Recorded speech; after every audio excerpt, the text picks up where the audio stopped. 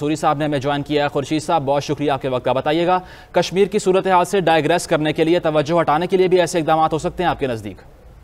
नहीं, मुझे तो कोई शक ही नहीं है कि ये जो सारा कुछ हुआ है पिछले कुछ दिनों में, और जब से ये हमला हुआ था पुलवामा का, जब सारी दुनिया को पता है, इसीलिए सिक्योरिटी काउंसिल के रेजोल्यूशन में बावजूद भारत की कोशिश के पाकिस्तान का नाम नहीं आया।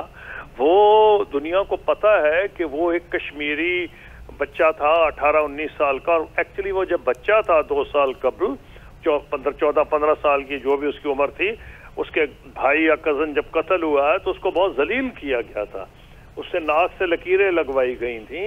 तो सारी दुनिया में, और ये रॉयटर की स्टोरी है, ये मेरी स्टोरी नहीं, या पाकिस्तानी मीडिया की स्टोरी नहीं है। जी जी। और ये उसके वालिदैन को उन्होंने इंटरव्यू किया है। तो पॉइंट ये है कि ये तो बिल्कुल, अब United Nations human rights commission जो रेफ्यूजीज के कमिश्नर हैं, उन्होंने रिपोर्ट जारी की है। उसमें जिस किस्म की ग्रोस वायलेशन ह्यूमन राइट्स की हो रही है, जिस तरह बुनियादी इंसानी हुकूक की मकबूजा कश्मीर में धज्जियां उड़ाई जा रही हैं, वो वाज़े तौर पे सामने आ रही हैं।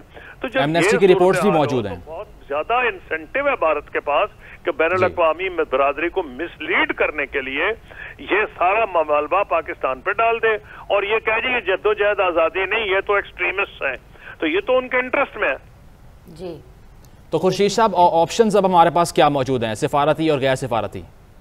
पहला तो जी सिफारती होना चाहिए, और गैर सिफारती के लिए तो पाकिस्तान आर्मी और एयरफोर्स और नेवी, अल्हम्दुलिल्लाह मैं क्या बात करूं, वो बिल्कुल हमेशा रेडी रहते हैं। और हमने इसकी बैटल टेस्टेड आर्मी है। ये सारी दुनिया में माना गया है कि पिछले जो जिस तरह टेररिज्म के खिलाफ लड़े हैं, जिस तरह पाकिस्तानी अफसरों और जवानों ने शहादतें दी हैं, दुनिया की शायद सबसे ज्यादा बैटल टेस्टेड आर्मी है। तो इसलिए मैं नहीं समझता कि जहां तक आर्मी का मसला है, भारत को बहुत बड़ा रिस्क लेगा, वो कोई ड्रामा ही रचाएगा। हाँ, अगर उसने ऐसा को रिस्क लिया तो फिर पाकिस्तान को, अवाम को अपनी आर्म्ड फोर्सेस पे मुकम्मल एतमाद है, लेकिन हमारे पहले डिप्लोमेटिक एफर्ट करनी पड़ेगी। OIC की भी मीटिंग हो रही है आज, वहां भी बात होगी। और मैं समझता हूं कि फॉरेन मिनिस्टर बहुत से मिनिस्टर्स से बात कर रहे हैं अपने हम मनसबों से। और अगर आज के वाकयात ना होते, मैंने इससे पहले तजवीज दी थी, अब मैं समझता हूं कि 2-4 दिन उसको रुकना चाहिए, इसको देखना चाहिए। मैंने तजवीज ये दी थी पहले कि प्राइम मिनिस्टर इमरान खान, जिनका एक सेलिब्रिटी स्टेटस है, उनको चाहिए कि वो अपने कामयाब दौरों के बाद जो इलाकाई तौर पे उन्होंने कामयाब दौरे किए हैं, उनको अब जाना चाहिए दुनिया के major dissemination centres, London, Paris, New York और ब्रसल्स। उनको वहां जाके सिर्फ मीडिया को नहीं, थिंक टैंक्स को, गवर्नमेंट को तो एड्रेस करेंगे, जो उनको बहुत बड़ा एडवांटेज होगा कि हर जगह पे पाकिस्तानी कम्युनिटी बहुत भारी तादाद में है।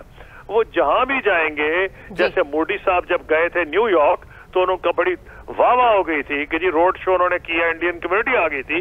उससे 10 गुना ज्यादा क्राउड इमरान खान साहब को रिसीव करेगा। इमरान खान साहब इन टच भी रहे हैं हॉस्पिटल के फंड्स के सिलसिले में, जब वो शौकत खानम बना रहे थे, और उनका नाम अभी तक वहां मौजूद है। मैं नहीं कहूंगा, पहले मैंने यह प्रपोजल दिया था। अब इस मामले को कूल डाउन करने की जरूरत है, जो अब हुई है, लेकिन उसके बाद प्राइम मिनिस्टर को इन मेजर वेस्टर्न कैपिटल्स, जहां से न्यूज बनती है, जो पब्लिक ओपिनियन को मुतासर करते हैं, जब वो खुद जाएंगे तो फॉरेन ऑफिस और फॉरेन मिनिस्टर के लिए निस्बतन आसान हो जाएगा। अच्छा खुर्शीद साहब, आपकी नजर में फौजी जवाब होना चाहिए या सिफारती जवाब? दोनों। जहां तक फौजी का ताल्लुक है, मैं प्री जज नहीं करूंगा।